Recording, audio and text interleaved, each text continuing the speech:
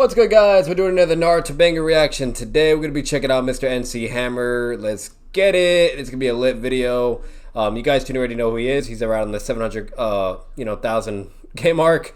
So definitely give him all the love and support. Try to get him to that 1 million mark and make him the next Swag Kage 2.0, at least sub count wise. Obviously not reputation or competence, but that's a whole other thing. But he's still good in his own regard. Give him all the love and support. Check him out. He has tons and tons and tons of great Naruto content. So yeah, you guys will enjoy it. I hope you guys do. But other than that, we're gonna get into this video. The title of the video is Fugaku's Mangekyo Sharingan ability revealed. Now I'm gonna be completely honest with you guys. To my knowledge, I've seen the manga multiple times. I've seen the anime multiple times. I've never seen anything that actually indicated or showed what Fugaku's MS ability was. Like, not even hinted to my memory or logic, or not logic, to my memory or the perception of things. So very, very intrigued and curious to see what he has to say, and I'm even more intrigued how the fuck this turned into a 26-minute fucking video, because again, it's that, even if there remotely was something, it has to be like a one-time thing or maybe twice at most, and extremely just very limited, right? Or just something easy to miss, right? Because I don't know. So again, I'm really surprised this video is even lengthy as it is, but we're gonna see what it is. Maybe it's just more of a hypothetical, or him just theorizing a fan-made thing of what he's gonna think about, and for him to argue along that route of this potential make-believe ability, right? And if that's the case, then I'm not gonna lie to you, I'm gonna definitely edit this video and just probably go through only to the most relevant points or things I might disagree or agree with. But we'll see what it is. I'm hoping it is maybe something I just missed or didn't remember, but I highly doubt that. So we're gonna get into it. And if anything, he's probably drawn his conclusions from the Uchiha clan itself, or from obviously Sasuke and Itachi, right? Things like that, whatever you name it. But yeah, let's get into it. Let's see.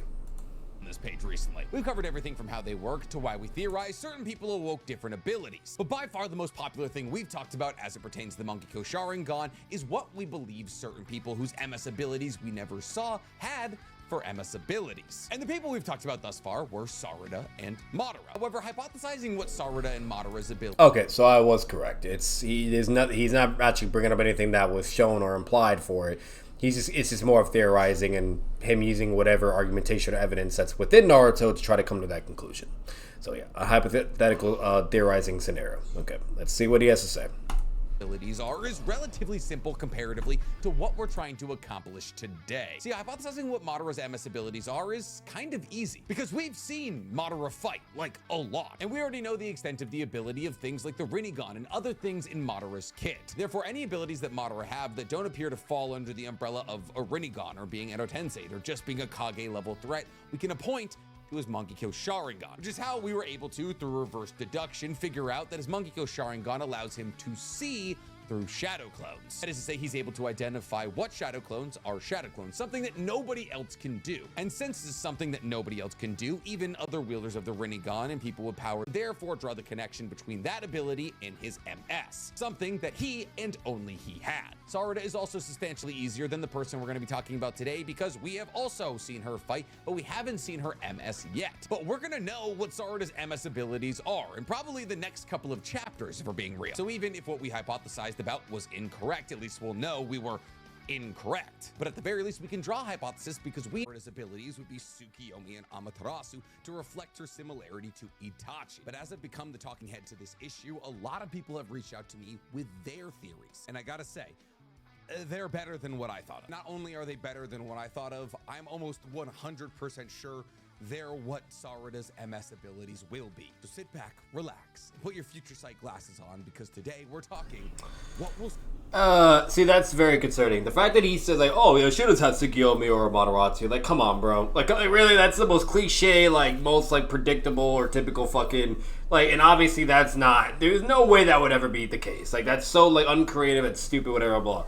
And then what's even more funny with that, though, is, fucking, then he's oh, but there's other people that had more ideas, but they were way more better. Yeah, guess what? I guarantee they were also wrong too, because if I'll show you guys, but when I was looking through the videos, he literally announced like a month ago and said I was wrong about Sadara's MS ability. So he was wrong. So the fact that he was wrong about Sadara, that alone right there and then just goes to show the Madara Mangekyo ability video or the Fugaku is just not credible.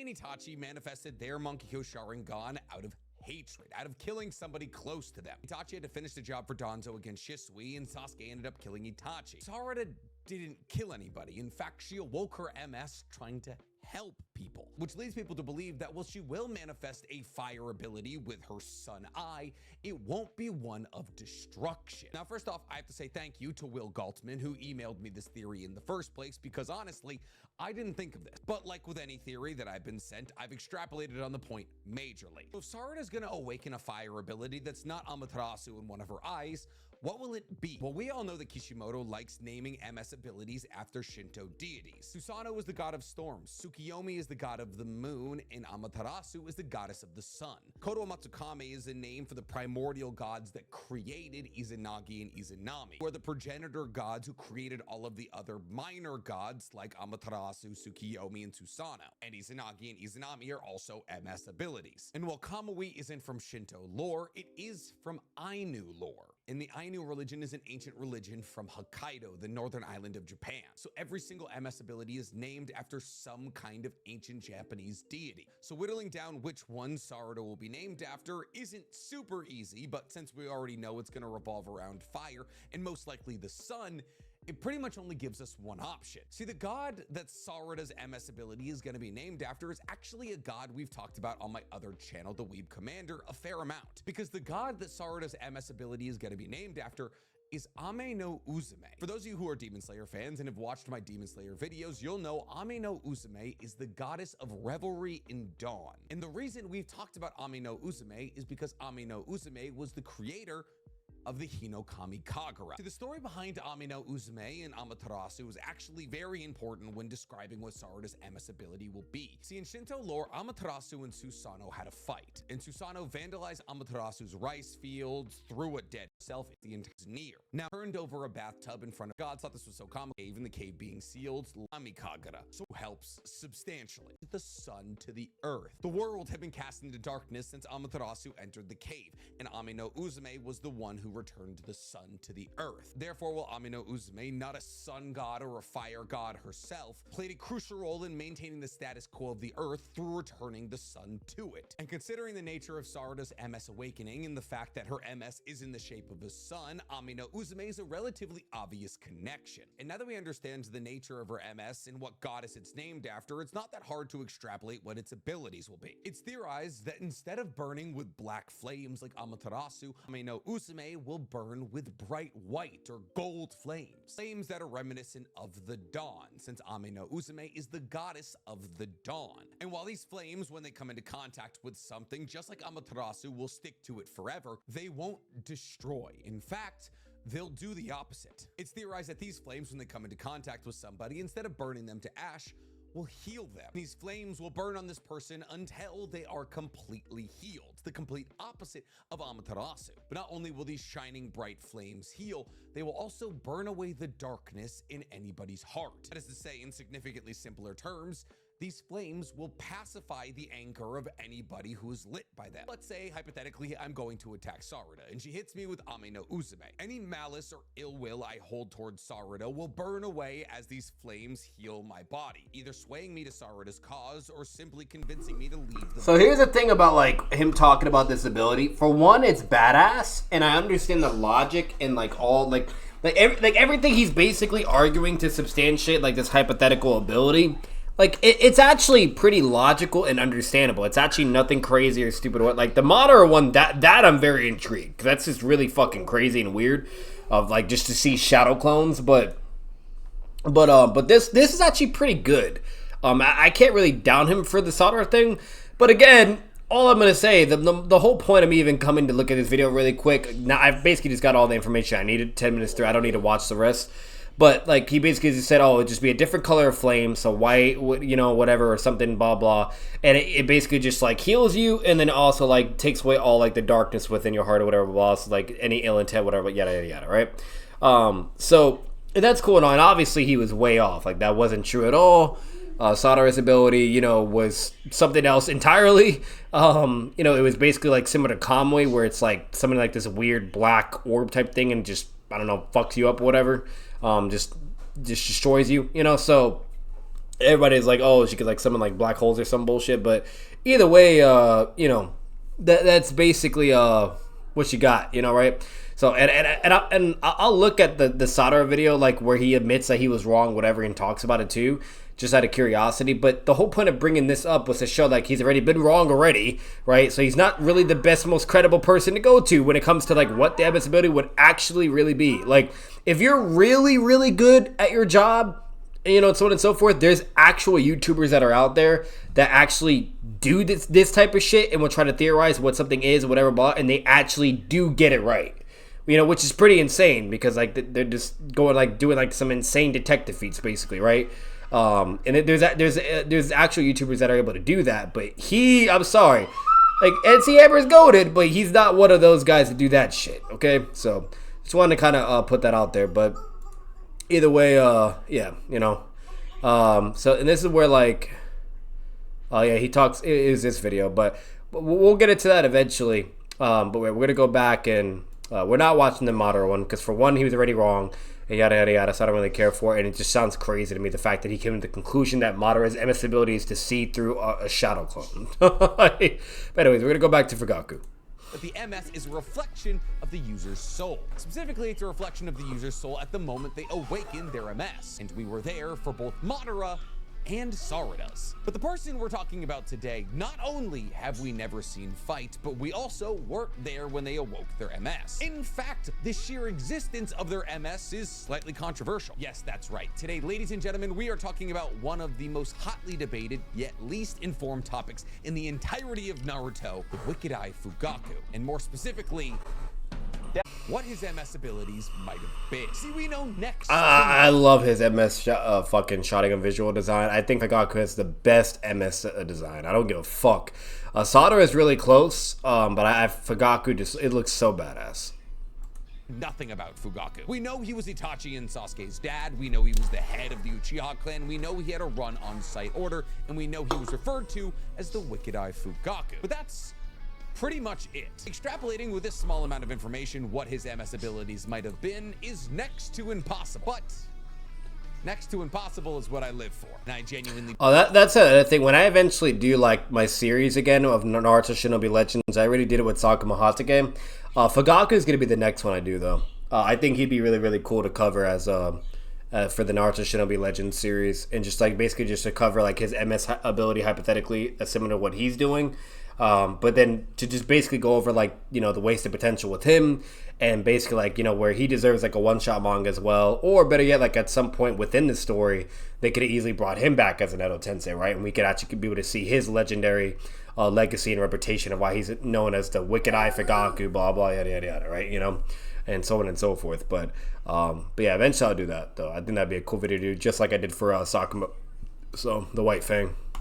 Believe that we have more than enough information to make a definitive guess on what his abilities might have been. And you know what they say, an informed hypothesis is pretty much as good as an answer. No one says that, I just made it up. Still words to live by though. Which means today, ladies and gentlemen, we are talking Fugaku's MS abilities revealed. But before we get to revealing anything, guys, please, for me, like this video, subscribe to the page, and hit that noti bell. And if you like that aren't called to a dabble on YouTube, well, HelloFresh on only fresh meals with pre-portioned and pound. I bump it today.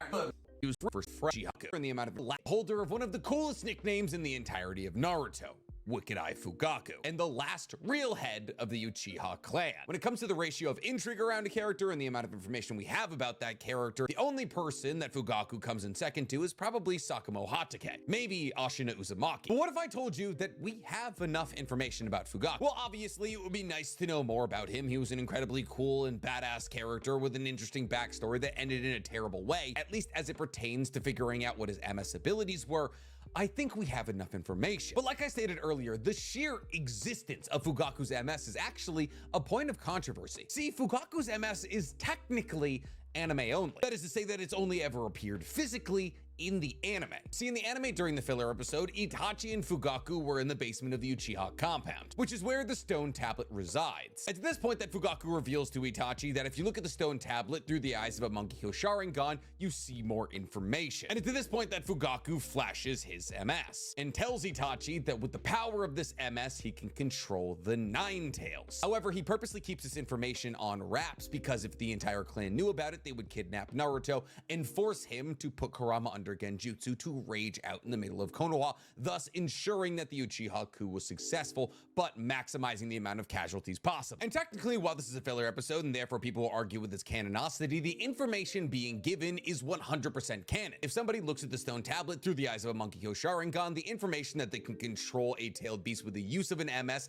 is confirmed. We know this because this is how Madara confers this information to Obito after reading it from the stone tablet himself, and Itachi later confers this information to Sasuke in a canon episode. So Fugaku revealing this information to Itachi in a filler episode isn't crazy. The only other circumstance would be Itachi activates his MS while looking at the stone tablet and reads the information for himself, which is absolutely a possibility, but when given information that doesn't contradict the manga canon in filler episodes, why not take it as fact? On top of this isn't even the only time that Fugaku was stated to be able to control Kurama, as on the night of Kurama's rampage when Naruto was born, Fugaku was specifically told to escort civilians to safety to keep him away from Kurama, as Hiruzen and Danzo believed there was a possibility he or another Uchiha, admittedly, could be controlling Kurama. And I can't find the direct manga chapter or scan, but I do believe that Fugaku states that if he had gone to the border, he would have been able to suppress Kurama with the use of his Sharingan. But I could be making that up. But considering the fact that we have an actual reveal of the Monkey Sharingan in a filler episode that doesn't contradict any manga canon, an actual manga canon confirmation that Hiruzen and Danzo were afraid that Fugaku or possibly another Uchiha was controlling Kurama, and let's be real, Fugaku was the head of the Uchiha and is therefore supposed to be the strongest amongst the Uchiha, so they were probably most likely afraid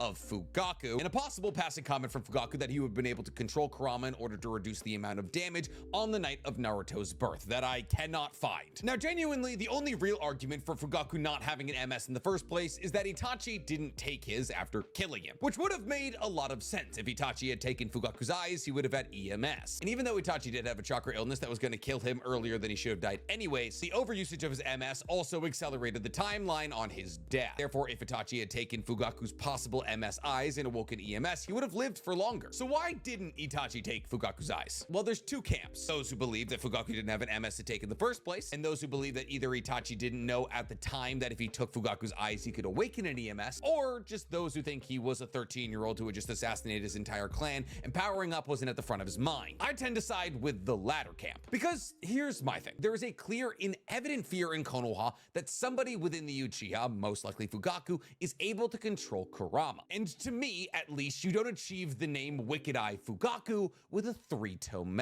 And ironically, that nickname is pretty much our biggest hint at Fugaku's MS from the manga, as the name Wicked Eye Fugaku denotes somebody with serious dojutsu abilities. And what are the abilities of a 3-tome Sharingan? Sorry to be late to announce you, brother, but thank you for watching the stream and tagging along for the Naruto reactions. Appreciate you coming through. I did see your comments, so people always overrate characters like Anoa because of one crazy hacks ability. XD up. Wasn't he a Data or Glazer too? I don't fucking know. I guess maybe a heavy Sasuke at that point, right? Because heavy Sasuke fought Data, so it would fit them. We need an Oki versus Itachi videos now. Yeah. On being able to move faster, perceive things, copy movements, and a little bit of genjutsu. It's nothing particularly wicked, especially when considering the fact that during Fugaku's time, there was hundreds of people with 3-tome Sharingan, and he was the only one with a nickname. And it's... This may be the last ad you ever see. Because with the free ad block extension from Capital One Shopping, you...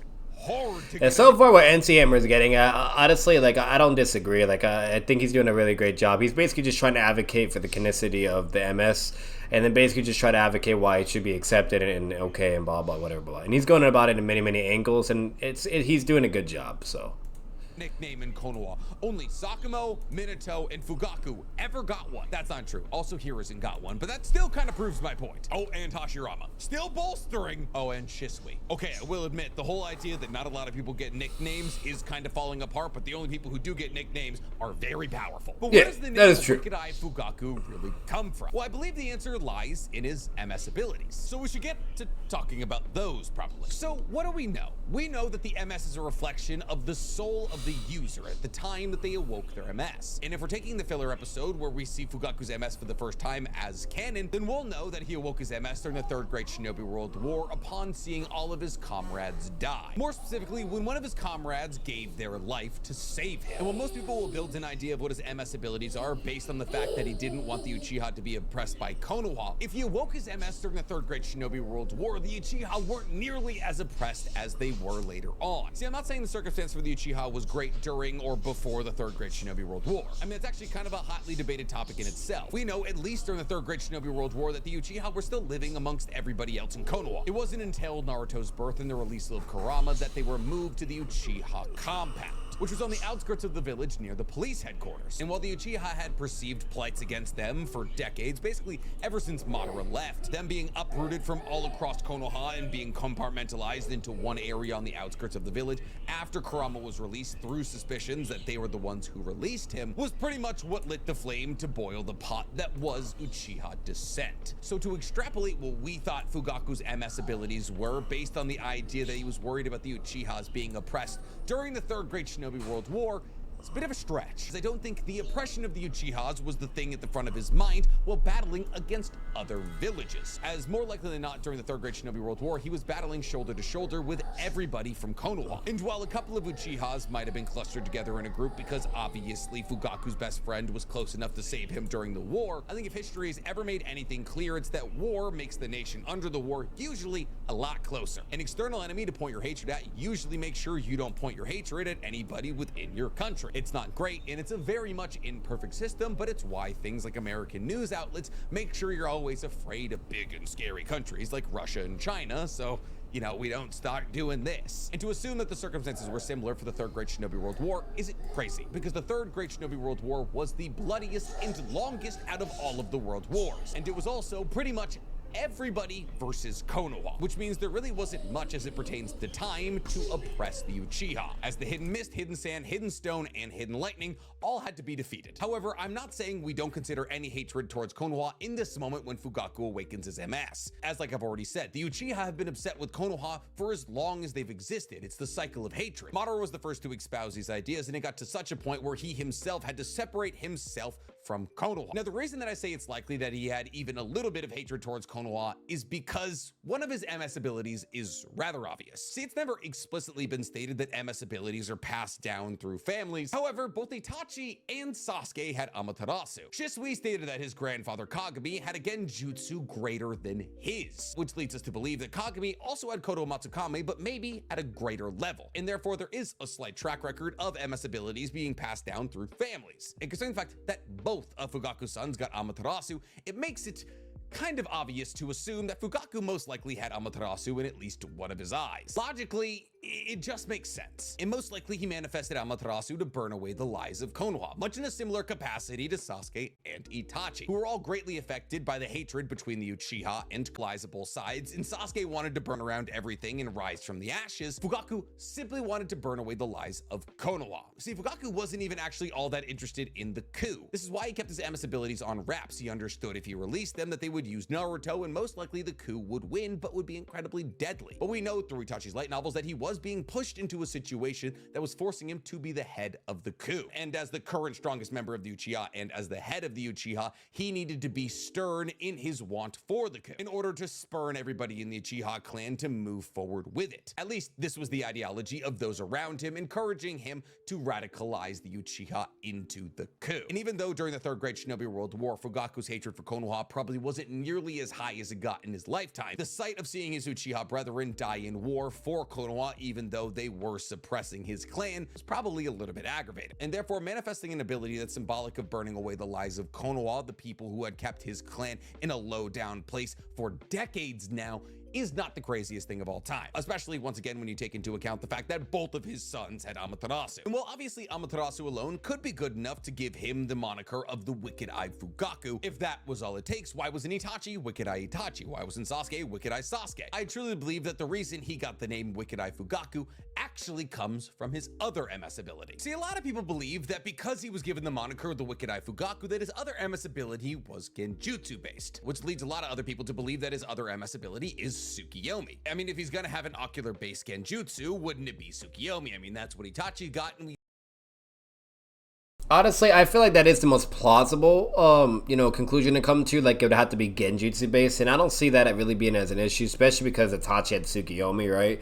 And we do know, like, when Sasuke gets his MS abilities, they're like all Amaterasu based. You know what I mean? So, like, meaning like within your bloodline, like you can have the same abilities as your, relative, but it doesn't necessarily mean you will, right? You know what I mean? You can, but it doesn't mean you will, so, but for Fugaku, yeah, it's possible. Maybe it was genjutsu based, and it was like either some other type of Tsukiyomi thing, but like it operated differently or something. Maybe it was like, where the reason why he would have the wicked eye or whatever is like when he does his Tsukiyomi, like you see like a crazy creepy ass wicked eye or something, right? And you just can't fucking move. Maybe it's just like a paralyzing genjutsu ability, right? Or something like that. I don't know, but it'd be interesting.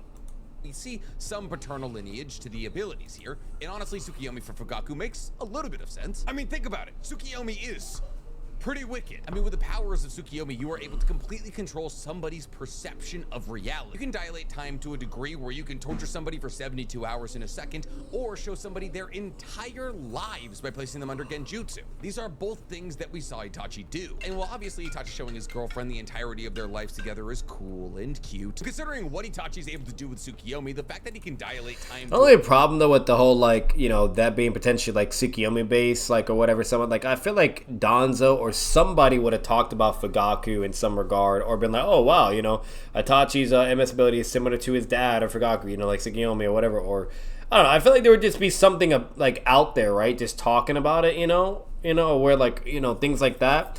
So I don't know if it would necessarily be Tsukiyomi based. I feel like it would probably be like genjutsu based, but I highly doubt Tsukiyomi based, so. A point where you can show somebody their entire lives, 60 or 70 years, in a matter of a couple of seconds, he basically becomes the god of their universe. Because you live out an entire life in the realm of Tsukiyomi, an entire life that Itachi creates. And for a long time, we believed he was only able to stretch this time for 72 hours of intense torture. In the second of his light novels, we realized there's really no upper limit, meaning anybody placed in Tsukiyomi could possibly have to spend 50 or 60 years getting tortured by Itachi if he wanted to. It's widely believed the reason he keeps it to 72 hours because 72 hours is more than enough to break anyone's brain. As Kakashi, one of the stronger and more genjutsu resistant ninja in the entirety of Konoha, got broken down by this technique. And the fact that the technique was so wicked and so strong that it was able to put Kakashi, one of the more mentally resilient people in the entirety of the manga, in a coma, speaks to the sheer strength of Tsukiyomi. It's why I actually believe Tsukiyomi is a stronger genjutsu than Kodo Matsukame, but you're not ready for that conversation yet. And honestly, Tsukiyomi also kind of aligns with Fugaku's values, as Fugaku, somewhat similarly to Itachi, was stuck between two perceptions of reality. He, by day, had to be the head of the Uchiha clan and show Kodo... Wait. I'm dying. I don't know if it's like if it was like something I just swallowed wrong, or if something actually went down my fucking throat right when I was breathing or swallowing, but I have no idea. But anyways, wait, fucking dying over here though. But what I was trying to get at is honestly, like, he has a good approach to it, like to his theory and everything, and it kind of makes sense. And like one thing I'll say, wait, that's pretty good for it too.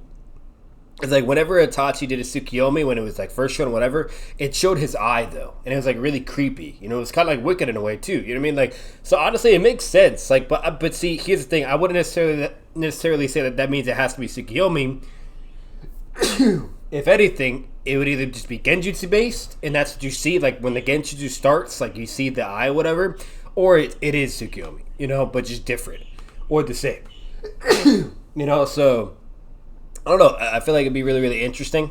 It's something to think about. But it's interesting though. So Konoha to prove that the Uchiha were upright and needed there, while by candlelight at night was planning a coup to overthrow the Konoha government. And this line of thinking is slightly bolstered by what we learned about Fugaku and Itachi's light novels, that he was essentially suckered into being the face of the coup by those who wanted the Uchiha to rise up above Konoha, but didn't have the staying power or the charisma to make sure all of the Uchiha would move towards that goal. And therefore Fugaku in another sense was stuck between two different perceptions of reality. His want as the clan leader to make sure that the Uchiha were protected, and his want well, what I would say, like, if it was just like some kind of Tsukiyomi, like, I think like either it could be like to where, like, you know, when you get hit by it, like it's like it's forcing you to embrace like your worst or biggest fear, you know what I mean, or like or better yet, like making you confront like an artificial, you know, or hypothetical like world, like to where like you have to survive, and if you don't, you die, but if you do, you know, like then you're good and you could break out of it. But you know, obviously by the time you figure that out, you're probably dead, right? It's, you know, something like along those lines. And that kind of makes sense because think of like Sasuke, like where he had a Mataratsu basically in both his eyes, but one was for him to shoot it, the other was for him to change the shape and control it, you know what I mean? Like, you know, a black flame manipulation, and then also like, you know, throw it around his body and shit. So again, it could basically just be Tsukiyomi, but just like operating Tsukiyomi in a different capacity, right? You know, or a different aspect, you know? It's either that or it's just, I don't know, genjutsu based, something to do with genjutsu. But again, you see like how creepy his eye is or whatever before it's like going into effect to fully activated. And then it could just be it could be really anything at that point. It could be all kinds of shit genjutsu based. So, but it's really, really cool. It's interesting though, you know, really, really cool.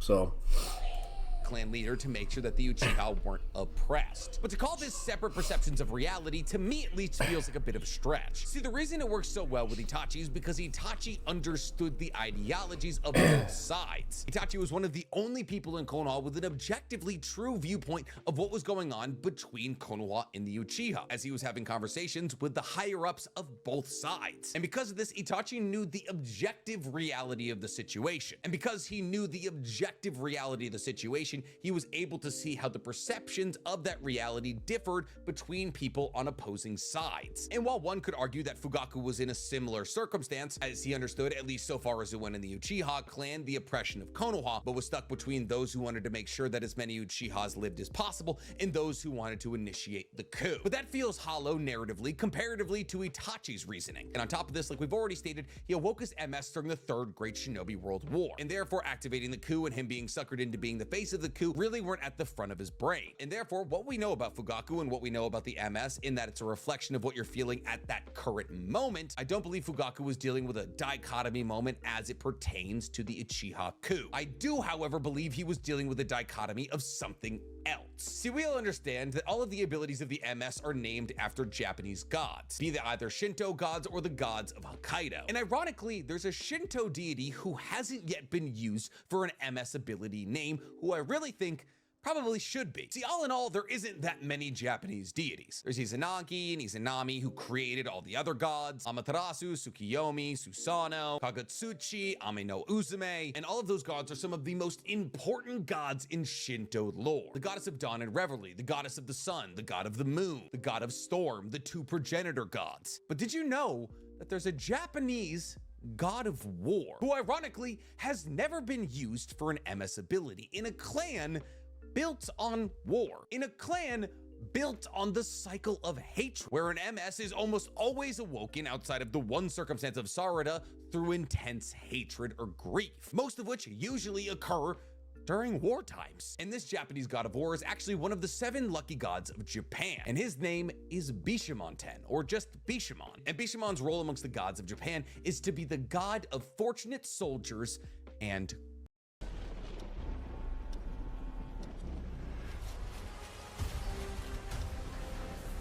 guards like police or night watchmen. As in Buddhist and Shinto mythology, this is basically what Bishamon is. And you know what Fugaku was? Not only a soldier, but also a guard. See, for those of you who have been paying attention, the Uchiha were placed in charge of the Konoha police force by Tobirama. Some make the argument that Tobirama made them all police because the police headquarters was on the outskirts of the village, and therefore if they lived on the outskirts of the village and were in a low-ranking position like a policeman, they would never rise to the top of the ranks and become a Hokage, while others, me, make the argument that Tobirama, an incredibly pragmatic and realistic person, realized that the people who wielded an ocular genjutsu that would be able to shut down any ninja criminal without major destruction to the surroundings would probably make really good police. I mean, yeah, I could absolutely blast away that criminal who just stole your purse with a fireball jutsu, but it's gonna destroy the ramen shop next to where he's standing. And if hypothetically he tries to take somebody hostage, I can just look him in the eyes and make his body turn into goo, shutting down what could be a dangerous criminal in a non-violent and non-destructive manner. But enough about Tobirama. The real point we're driving at here is that Fugaku, as the head of the Uchiha, was also the head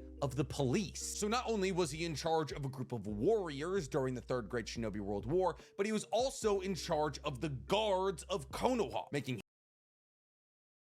You know what Fugaku's ability could be too, though? Potentially, like, why he's, like, known as the Wicked Eye or whatever, is it could just potentially be, like, fucking, like, when you get hit by it, like, you see the eye or whatever, right?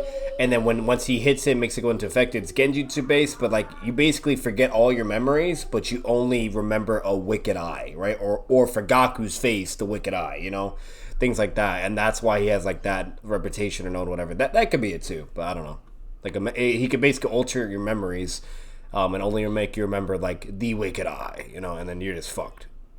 But if you lose your memories, you can't fight. You know what I mean? Like, you're kind of cooked, so. in essence, the king of warriors and guards. On top of this, Bishamon in Japanese mythology is also the punisher of criminals, kind of like a policeman. See, Bishamon in Buddhism is actually the protector of the temple where Buddha preaches, as well as the protector of the divine treasure house. And the connections between that and Fugaku are rather obvious, as Fugaku is the protector of the Uchiha. You could even go so far as to extrapolate that the protection of the temple where Buddha preaches is actually in reference to him protecting the Uchiha compound. And Fugaku manifesting an ability named after Bishamon makes a lot of sense, because the reason he manifested this ability in the first place is because somebody else protected him from death, and therefore he awoke his MS because he was losing his brethren on the battlefield of the Third Great Shinobi World War when he was supposed to be the ones protecting them, and therefore he would manifest an ability that would allow him to protect the Uchiha from both war and the coup. See, I don't know how many times I can hammer home the fact here that Fugaku didn't actually want the coup to happen. Fugaku, more than anything, was concerned about the amount of devastation that a coup would bring to both Konoha and the Uchiha clan. But okay, we've made a connection between a Japanese deity and the motivations of Fugaku. What does Bishamon do? Well, it protects. And a quick side note, I double checked the manga references points to at least like where I thought the information would be more than likely, and I checked part 1 and Shippuden, and I didn't see anything regarding Fugaku's like MS, you know, like of him having like MS, like the lore or whatever, blah blah, you name it, yada yada yada. I didn't see in the manga. It could maybe be somewhere in the manga, I don't know, but I do know in the anime, like when it's showing the Uchiha massacre, whether if it's through like Itachi showing it to Sasuke, or maybe even part 1, whatever the fuck it is, that I do remember there was a moment where like Itachi's like wiping the blood off his face, and he's like, "Oh, father's gonna be a very very tough opponent. He, you know, he has the MS, you know, he has the Migekko Sharingan, yada yada, you know, blah blah, right? You know, so." That's just something to put into consideration. It is in the anime, and it's during like the main like canon events, like the main events too. It's just extra, like it's an extra scene in statements, you know.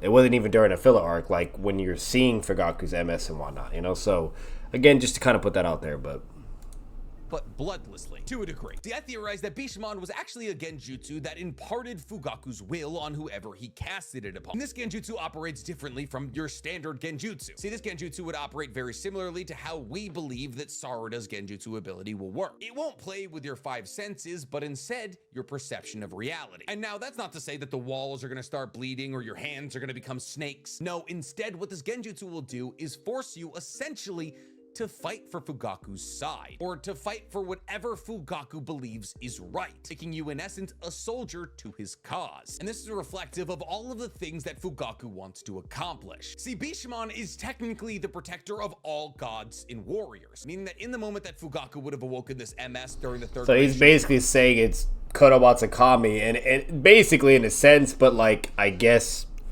you know, it would operate like differently, but it's basically Kodo. You know what I mean? Like they're just doing what, you know, you want them to fucking do. That you know, but like obviously the only function they have is just to work for you and fight for you, right? While Kodo, that could just be able to make you do anything, whatever, you know.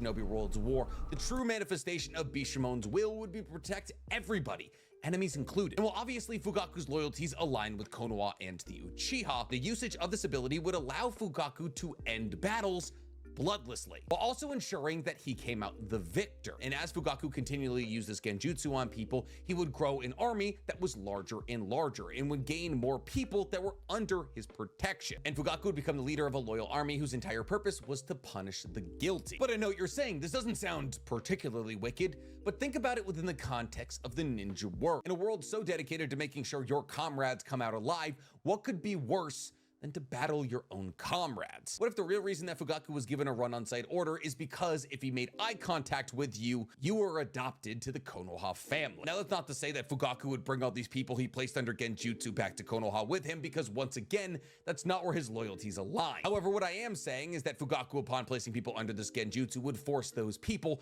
to battle against their own comrades, ensuring that the people he brought into combat with him wouldn't have to battle. Winning a battle bloodlessly, at least as it applies to Konoha and the Uchihas he brought with him. And this ability applies outside of the confines of the Third Great Shinobi World War, as through the usage of this ability, Fugaku would be able to launch a significantly less bloody coup against Konoha, so long as he was able to entrance Konoha's upper ranks using this ability. And considering the fact that we're hypothesizing that SADARA will have a genjutsu ability that operates similar to this, in that she'll have a genjutsu ability that's able to undo any brainwashing and make people see reality as she perceives it, and that is her grandfather after all. If SADARA does end up having a genjutsu ability like that, it speaks to the paternal lineage of MS abilities. Not to mention that Fugaku's complete and utter assurance that he could control Kurama may speak to this being his ability, even though the MS is canonically said to be able to control the tailed beasts. But what do I know? There's only so much information. I could be completely off base, but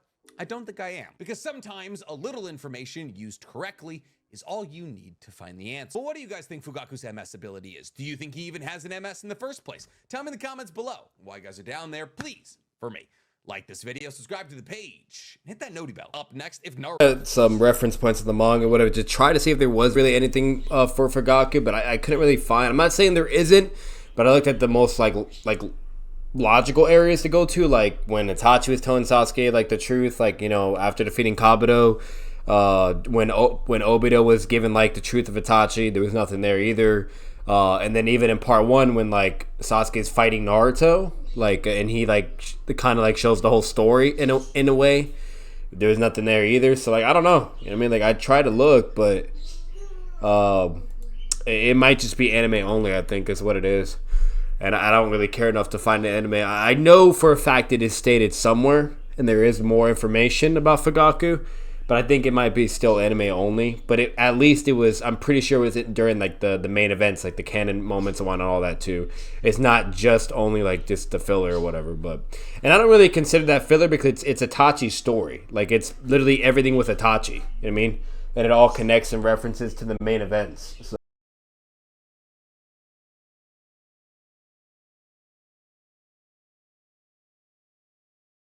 We'll look at one more thing, which is this. I just wanted to see like what he said about this because it's kind of funny, and it's like, you know, technically correlates to, you know, the video we were watching anyway. So I might have been wrong about SADARA's MS ability. I might have been wrong, motherfucker.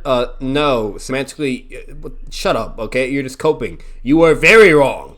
Well, at least her supposed secondary MS ability. See, if I'm being entirely real with you at this point, it's kind of a coin flip. And not a coin flip I feel hugely confident about. See, chapter 21 of Boruto's 2 Blue Vortex is... Okay, that is fair, though. Like, if she's only shown, like, one ability or whatever, you know what I mean? Like, technically, he could potentially still be correct, potentially, at what he was theorizing, you know? Because his whole thing originally with SADARA was like either like genjutsu based or it was like the whole like, you know, fire shit and what it could do. But, you know, again, at least for one of them, it was nothing about what the fuck he was talking about. officially out, or at least the text leaks are, so we have a pretty good idea of what's going on in the chapter. And in this chapter, we saw Sarada finally use her MS ability, which is crazy broken, by the way. See, Sarada's MS ability, or at least one of her MS abilities, is called Ohirume, an ability that allows for her to create multiple gravity wells, like black holes, that she can selectively suck things into with a massive amount of gravity. And whenever something or somebody is sucked into one of those gravity wells, the gravity well explodes, doing nearly as much, if not as much damage as a Rasengan Uzuhiko from Boruto, immediately making Sarada one of the most important from a power perspective wise characters in Boruto. And my god, about time. And while I was correct in my theory about that being... Yeah, see, that's like, that was nothing what he was advocating for. But I'm going to keep letting the video play out, and I'll just edit to the things that are relevant for what we were reacting to.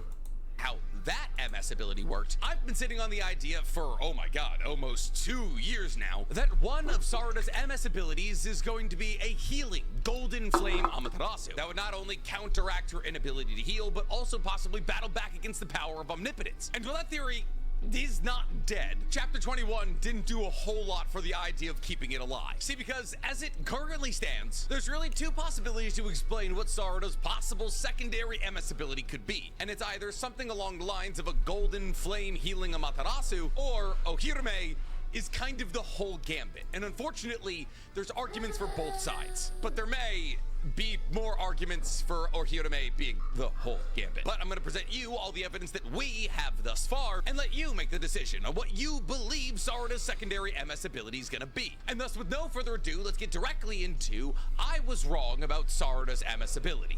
Parentheses, maybe. But before we get to explaining why I Shut the fuck up.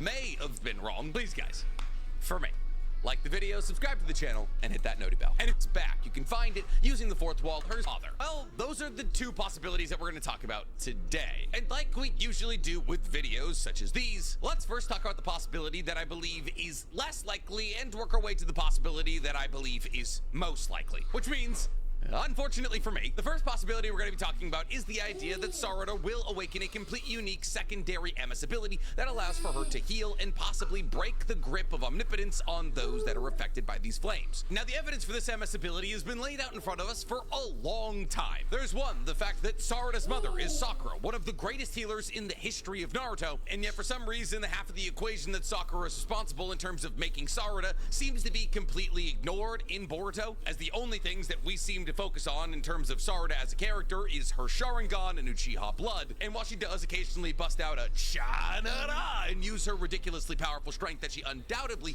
got from her mother, that's not nearly as pertinent as her Uchiha side of the equation. Now, Sakura being ignored in lieu of Sasuke is not the craziest thing that's ever happened in a Naruto story, but every other pertinent child in Boruto seems to be a much more racemic mix of abilities from their parents than Sarada, who undoubtedly has the strongest combo of parents out of anybody in Boruto. I mean, look at Himawari in Boruto. Himawari is a Byakugan wielder in the new Jinchuriki of Kurama, and Boruto is a blonde-haired, blue-eyed, Rasengan-wielding, flying Raijin Jogan user. But for some reason, when it comes down to Sarada, half of her bloodline is ignored. And this is slightly explained during a Boruto anime-only episode, where Sakura is trying to teach the up-and-coming generation how to use medical ninjutsu. And everybody just assumes because Sarada is Sakura's daughter, that Sarada's gonna be incredible at it, but she isn't. She doesn't have the requisite chakra control to pull off high-level medical ninjutsu. And while that's anime only, it does align pretty perfectly with literally what just happened in Chapter 21, where Sarada went on a long monologue about how, because she isn't a genius like Sasuke or Naruto, that she had to shed all of the things in her life that she viewed as non-important. And therefore, Sarada's lack of prophetic,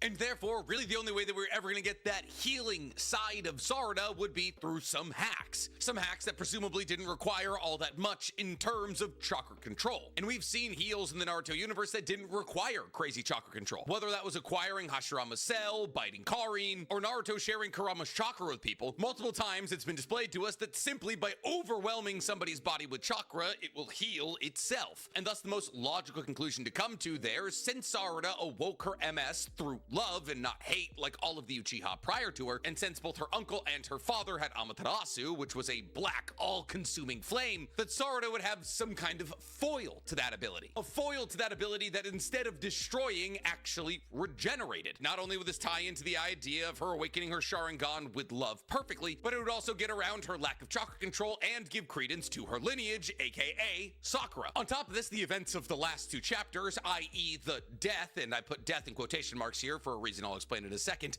of Yodo, has kind of set the stage perfectly for Sakura swinging in as a savior. And the events of chapter 21 corroborate this theory, kind of. But So I'm gonna say one thing. The reason why this doesn't necessarily really work for NC Hammer though is because Sadara is actually very good at chakra control. Like she's able to replicate what Sakura can do, where she's like having like insane like AP with her punches and kicks and so on and so on, and have like crazy destruction capacity in raw AP, like with just Taijutsu alone, because of like how good her chakra control is. And it wasn't like nowhere near as good as Sakura, you know, but it was still pretty fucking good.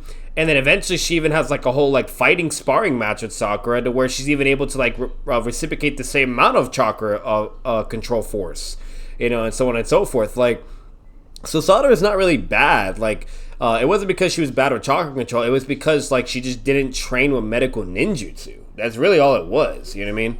Medical ninjutsu is different. Yeah, like it requires chakra control, but Sadara already has that.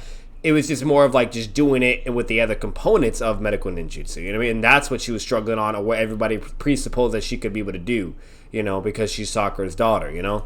So, like, yeah, I disagree with that. But at least with everything else he's getting at, whatever, blah, blah, like, yeah, sure, whatever. But I'm going to be honest, I just don't think it's going to be that. Like, if anything, if she could do anything, I don't think it'd be like a flame with healing properties, whatever, blah, blah, or like getting rid of the darkness within you. I think it would just be like Genjutsu based, to where, like, you know, it's just like a mental, psychological thing, to where it could just basically make you want to protect, you know what I mean, and not fight and love someone.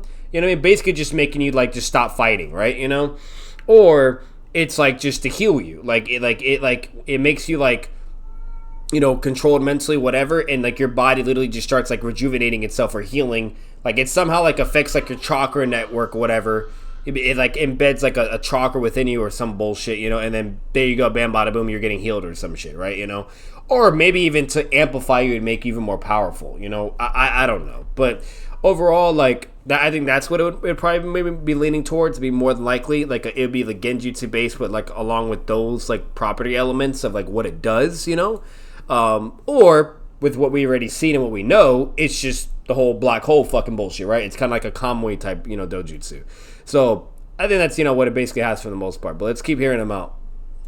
Destroy it simultaneously. See, because in chapter 21, we saw from the first official leak that the team at Naruto gave us, we saw Sasuke talking to Boruto in the early parts of the time skip, telling him immediately after talking to Boruto about how the entire world has been deceived, that Sarada's eye will become a tremendous power as they face this crisis. And now, while we already did an entire video talking about this one singular page, the conclusion of that video is that either Sasuke was broken out of omnipotence by Sarada's MS ability without Sarada even knowing that she did it, or Sasuke is aware because of his understanding of how Mangekyo Sharingan awakened of what Sarada's MS abilities might be. And thus, with the context of Sasuke and Boruto talking about the entire world being deceived, Sasuke acknowledging that Sarada's eye is going to be massively important against that struggle seems to imply that somehow, some way, Sarada's eye... Yeah, but that's like interpreting and jumping the gun to thinking it's like a MS ability, when if anything he could just be talking about like her figuratively, right?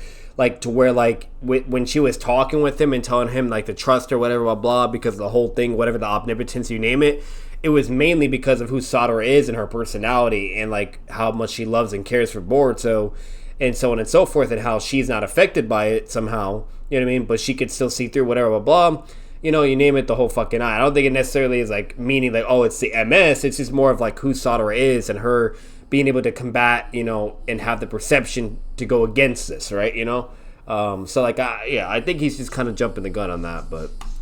is going to be able to battle against the mind control of omnipotence. And there is a lot of evidence to back this idea, like the fact that the design of the Senrigan and the design of Sarada's MS have been seen opposing each other in Naruto the Last as the two armies that battled against each other on the moon. On top of this, as it currently stands, there is literally no way to break the world out of omnipotence, and thus somebody needs to be able to step up and counteract it, and that person could be Sarada. It'd be a massively useful spot for her, in both character progression and from a plot perspective. On top of this, during the speech that Sarada gives in chapter 21, she talks about how she needs to accept her emotions in order to save those around her. And how better to save those around her than be able to break them out of omnipotence and also heal them. On top of this, in this moment where Sarada is giving the speech about needing to save everybody in her life, objectively, the one person who needs saving more than anybody else is Yodo, who, while everybody in chapter 21 basically talks about like she's already dead, is not confirmed to be dead. Yeah, we see her get the Shinju special as she gets a cannonball-sized hole punched through her chest. And yes, she gets the classic I'm gonna die soon Naruto face as she dribbles blood down the sides of her lips. But we never see her actually kick the bucket. And therefore, in this moment of Sarada talking about how she needs to save everybody, I don't think there's anybody who needs more saving than Yodo, who can only be saved through heals. Something that Konohamaru, Araya, and Mitsuki cannot do. And thus the only hypothetical person who would be able to save Yodo from this life-threatening hole in the chest would, hypothetically, be Sarada. And on top of all this, a large part of chapter 21 actually revolves around a conversation between Boruto and Kashin Koji about how Kashin Koji knew that Yodo was going to be sacrificed in order for Sarada to awaken her MS. But this pisses Boruto off as he asks Kashin Koji, did Yodo truly need to die in order for Sarada to awaken her MS? As Boruto, regardless of the difficulty of the outcome, didn't want anybody to die in order for this battle to go victoriously for Team 7 2/3. And thus, as the chapter does end with Boruto jumping to the battlefield, it seems as though this idea to possibly save Yodo before she does finally kick the bucket is kind of in play. But some of you might be making the argument that Yodo is already gone, and that Sarada reawakening her MS is proof of that fact. However, the idea that you need to watch your best friend die in order to awaken your MS is not reality. That's an idea that was incepted into the Uchiha clan by Black Zetsu after he altered their stone tablet. In actuality, all one needs to awaken their MS is a surge of emotions, which is why Shisui was able to awaken his MS at the age of 7 without seeing his best friend die, as Shisui simply abandoned his teammate who was his best friend, who he believed was more talented than him, understanding to himself that Shisui retreating from this battle came from a place of jealousy because Shisui wanted to be the strongest in the village, and as long as his best friend was alive, that would never happen. But also in this moment, Shisui understood that by retreating from this battle, it would most likely lead to the death of his friend. And thus Shisui is actually the first person that we see that doesn't have to kill somebody to awaken their MS. Rather, just the idea of being complicit in the death of somebody close to him was enough to make Shisui awaken his MS. But Sarada was absolutely the final nail in the coffin for the idea that a Sharingan user needs to kill somebody close to them or watch somebody close to them die in order to awaken their Mangekyo Sharingan. As Sarada awoke her Mangekyo Sharingan simply while begging Sasuke to believe that Boruto wouldn't kill Naruto. And thus, if those were the circumstances with which Sarada was able to awaken her MS in the first place, there's no reason for us to believe that she would have to watch Yodo die to reawaken her MS. On top of this, in the last couple of chapters, it was very clearly set up that Yodo is Shinki's love interest. And while Naruto does have a pretty sordid past of killing love interests, be they Tsunade's two love interests in Jiraiya and Dan, Asuma or Yahiko, the only one of those love interests who dies before anything can flourish between them and their prospective love interest is Jiraiya. And while maybe Yodo being introduced as Shinki's love interest and the fact that the two of them were never able to get together, even though Yodo so very clearly pines for Shinki, is a way to make her death seem more significant, even though she as a character is not. And if we're being entirely real with ourselves here, the Gaara equivalent in Boruto not ending up with anybody would kind of track. And really, unfortunately, that's only the beginning of the weaknesses of the idea that Sarada will awaken a secondary MS ability that heals and breaks people out of omnipotence. See, because Sarada's MS ability is known as Ohirime, which is just another word for Amaterasu. Well, it's not another word for Amaterasu, but it's a part of another name for the sun goddess of Shinto lore, Amaterasu. And while that does possibly set the precedent that Sarada's MS abilities are going to be derived from Amaterasu, but used differently because of the difference in her awakening of her Mangekyo Sharingan, her having a Amaterasu-derived ability that rather than using the black flames of Amaterasu uses a black hole, which happens when a sun collapses upon itself, kind of lends the idea that Sarada's heading down a more Sasuke-coded path than a Sakura-coded path. Now, however, at least one of her eyes displaying an Amaterasu variant could show that her other eye could do the same, skewed in a very different way, like with healing golden flames that break people out of omnipotence. However, if her other eye was going to be able to do this, unfortunately, we're not going to see it anytime soon. So remember all those points I made about Yodo having a cannonball-sized hole in her chest, and about how Sarada would be the only person in the equation right now could possibly heal that hole with the awakening of a secondary ability? Well, like, yeah, though that is technically a possibility, unfortunately, Chapter 21 made it an increasingly slim one, because after Sarada uses Ohirame against Ryu and fills the entire battlefield with black holes that suck Ryu in all directions, and eventually sucks him into a black hole that explodes, destroying his body, the usage of Ohirame literally taps Sarada out of all of her chakra, and she faints. And if people using their Mangekyo Sharingan, or even just their Sharingan until they're out of chakra, has ever shown us anything,